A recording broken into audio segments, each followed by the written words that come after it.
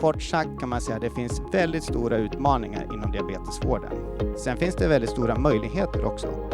Har vi ändrat förutsättningarna för en enda diabetiker eller en enda familj med barn med diabetes i form av bättre kunskap och bättre förståelse, då har vi lyckats. Hur är det då att leva med diabetes idag? Ni ska få lite personliga perspektiv. Hon har haft diabetes typ 1 i över 40 år. Till vardags så driver hon Instagram-kontot Diabetescoachen, där hon visar att livet med diabetes kan rymma både styrka, humor och möjligheter. Och det kan jag skriva under på, men det rymmer också andra saker. Han är VD för Sveriges största IT-bolag, Atea, nyligen invald i styrgruppen för AI Sweden och har tvillingsöner som båda lever med diabetes typ 1. Han är alltså vad vi kallar inom diabetesvärlden en person med diabetes typ 3. Förälder.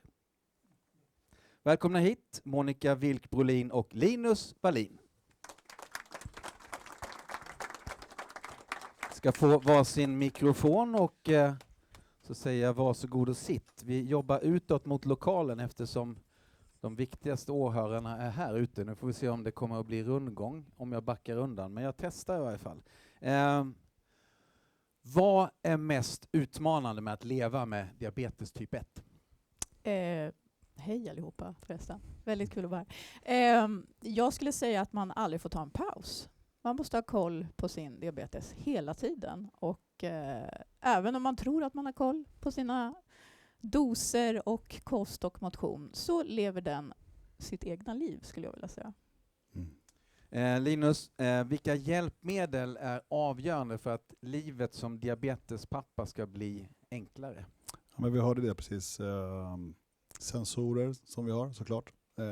För oss, för våran del, så har vi precis för något halvår sedan till nya pumpar som är sammankopplade med sensorerna i någon form av algoritm. Från exakt hur det funkar, men jag vet inte om det är AI, det kanske det är redan, jag tror det. Men så det har gjort en stor skillnad, otroligt stor skillnad.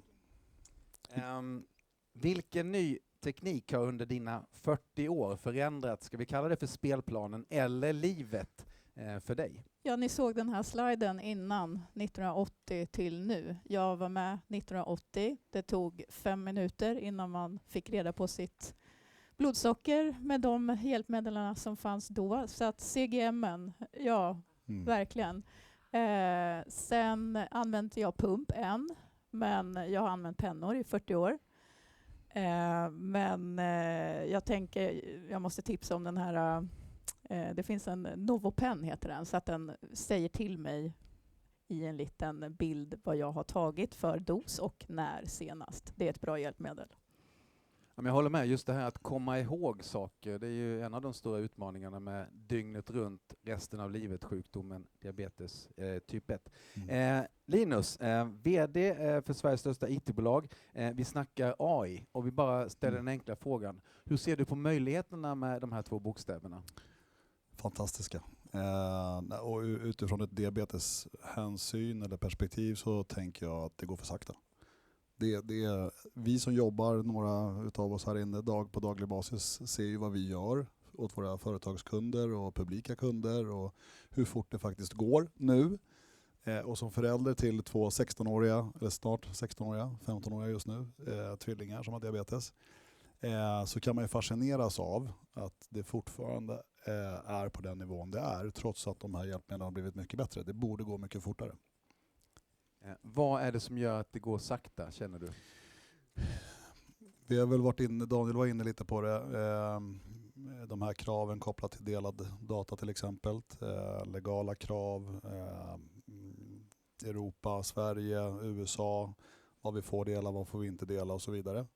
Men ur mitt perspektiv så blir det helt konstigt för att det är jag som förälder till mina barn och mina barn som borde bestämma om vad vi får dela och inte får dela. Det ska ju inte någon annan göra, kan jag tycka.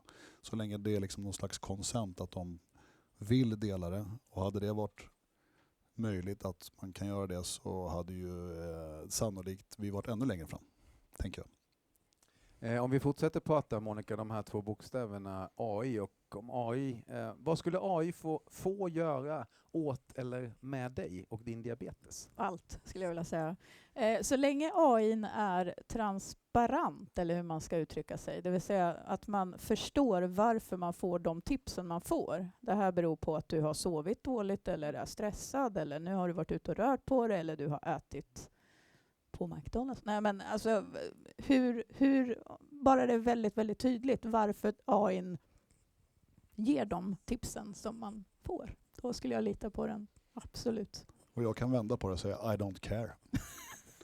Så länge det funkar. Ja. Nej, men på riktigt så tror jag, Ja, jag håller med. när man är 15 år, för 1 år sedan när de gamla poddarna ramlade av kroppen och man fick väcka dem mitt i natten och ge dem tuta i en 12-åring 10 Dextro eller hälla i juice mitt i nätterna. Inget roligt.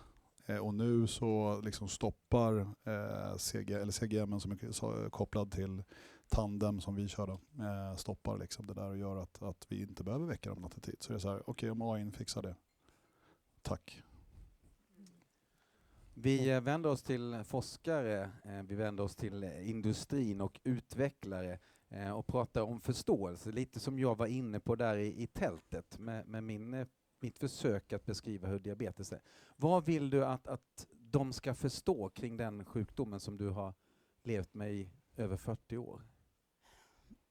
Ja, oj, svår fråga. Men jag tänker spontant att det inte bara har med insulindos, blodsocker, att det är så otroligt mycket mer som påverkar. Hur jag har sovit, var i menscykeln vi kvinnor är. Där finns det ett oerhört glapp mellan vad gynekologer kan och vad diabetesläkare kan kring klimakteriet till exempel. Det är så otroligt mycket som påverkar diabetes som är viktigt att ta hänsyn till. Och då får jag ju nästan frågan direkt, hur ska man få AI att förstå det här? Och så tar jag tillbaka den frågan och så ställer jag frågan till dig istället, Linus. Du gillar inte tempot, saker som händer, utan du vill framåt, uppåt, snabbare. Hur ser du på framtiden då? Vad är vi på väg, känner du? Nej, men det går ju otroligt snabbt just nu överallt. Och det är väl precis som vi hörde här, hoppfullt känner jag. Så att jag vet inte riktigt vad som krävs. Det bara att vi samlas här idag tror jag är ett steg framåt. För att sätta fokus på den fråga som jag tror skulle kunna lösa faktiskt ett mycket drägligare liv för väldigt många. Inte minst, vi har ju här utifrån både föräldraperspektivet och Monica som lever med det. Så det är ju en jävla skitsjukdom för att tala klarspråk.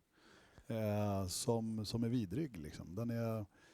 Vi behöver ju, så länge det inte finns en cure, ett botemedel, så måste vi få en bättre vård. Och jag håller med om att allt runt omkring diabetesen, bara allt, skola, vård, omsorg, vänner, bekanta. Bara en sån sak som att jag tror inte jag sen 2016 har jag och min fru, samma fru för övrigt, som är mor till barnen, inte haft en helg tillsammans själva. Vi törs inte det. Vi törs inte lämna våra barn som är 16 år. Så jag tror att vi behöver öka hastigheten för att skapa större förståelse. Det är väl en förståelse och vård. Prata gärna vidare med Linus som finns kvar här under eftermiddagen när det är paus eller efteråt. Sista frågan går till dig, Monica. Den är lite samma som Linus fick. Vad önskar du framåt och vad tror du om tempot, du som har varit med över tid med den här sjukdomen? Ja, när jag fick det då för 41 år sedan, när jag var 8 år, så fick min mamma besked om att det här kommer det kommer bli botat snart. Och det här är ju någonting som jag har hört under alla år, att snart. Nu tror jag verkligen, eller jag är väldigt hoppfull som person, så att jag hoppas att jag kan gå i pension om cirka 15 år och inte ha diabetes. Men ni får skynda er på lite, grabbar.